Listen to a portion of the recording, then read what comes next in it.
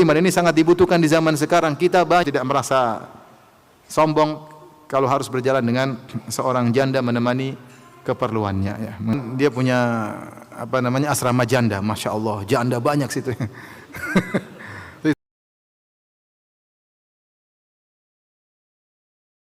Enggak benar, ini penipuan. Menipu, yang ditipu tamu-tamu Allah. Ya. Dia untung, ujungnya nanti dia binasa. Gimana melakukan penipuan terhadap tamu Allah di tanah haram? Yang saya ingatkan kepada para pemilik travel itu jual jasa. Kalau jasa tidak sesuai berarti dia nipu. Seperti jual barang, kalau barang tidak sesuai orang marah enggak? Orang marah, jasa tidak sesuai orang marah. Yang ditipu tamu-tamu Allah, tipuannya terjadi di tanah haram. Ngeri.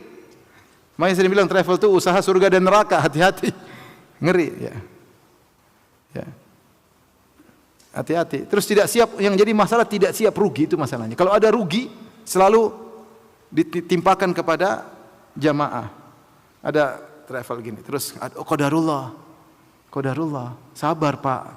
Sabar. Kamu yang sabar rugi. Kok kita ruginya taruh sama kita? Harusnya kamu sesuai dengan apa? Iklan sesuai ya, sesuaikan. Kalau kamu rugi, kamu yang sabar, jangan suruh jamaah yang sabar.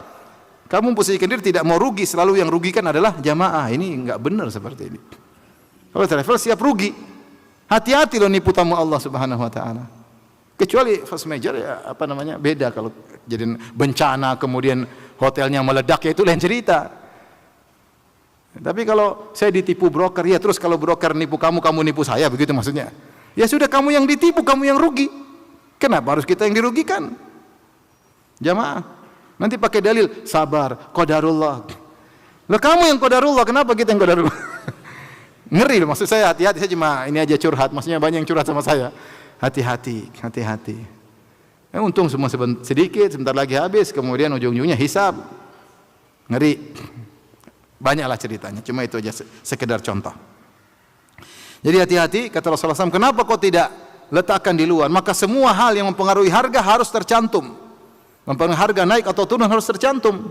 Dalam iklan, dalam hal yang mempengaruhi harga harus tercantum. Jangan disembunyikan ya. Baik. Kemudian Abdullah bin Abi Aufa berkata, "Kana Rasulullah sallam yukthiru dzikr." Rasulullah sallam suka berzikir. Wa yuqillul lagwa, dan beliau mempersedikit lagwa. Ini ada khilaf di kalangan para, apa maksudnya yuqillul lagwa, mempersedikit lagu. Ada yang mengatakan maksudnya Rasulullah SAW bercanda tapi tidak banyak. Yani yuqallil minal muda'abah. Rasulullah SAW bercanda tidak banyak. Beliau bercanda tapi tidak banyak. Ya.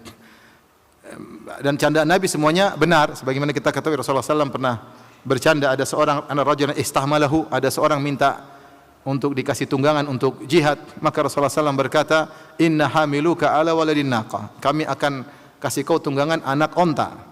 Kata dia, wa madza asna bi waladin naqah, terus anak onta gimana ya Rasulullah mau jihad?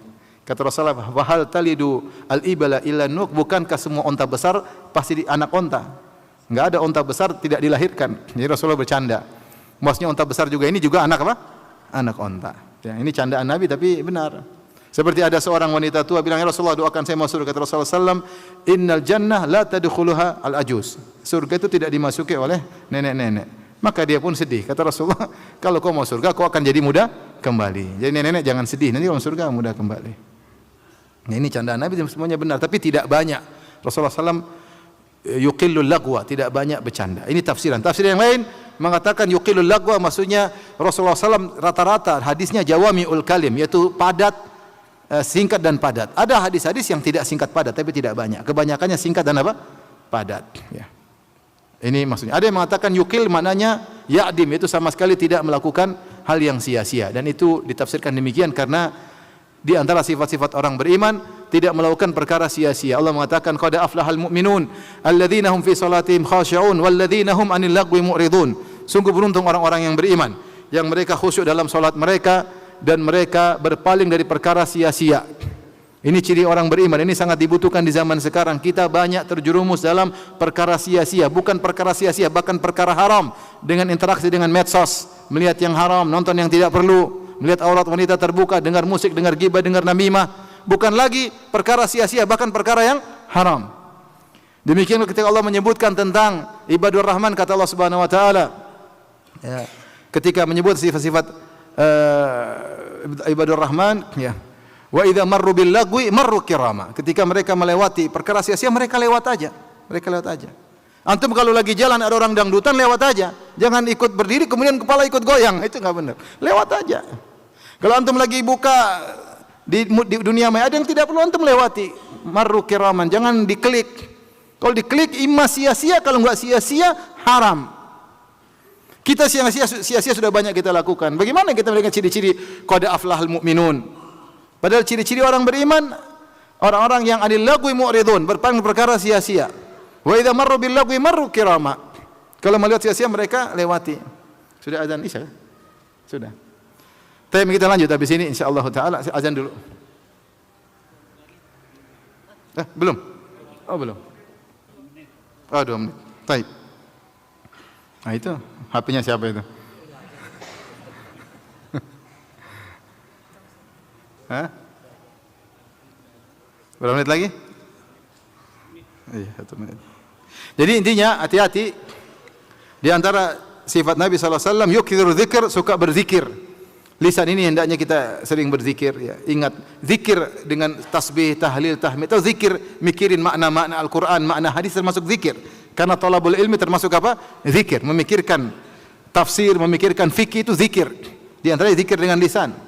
Jadi usahakan kita pikirkan tentang agama. Itu namanya mengingat Allah Subhanahu wa taala. Wa yutilu salat, dan beliau memperpanjang salat.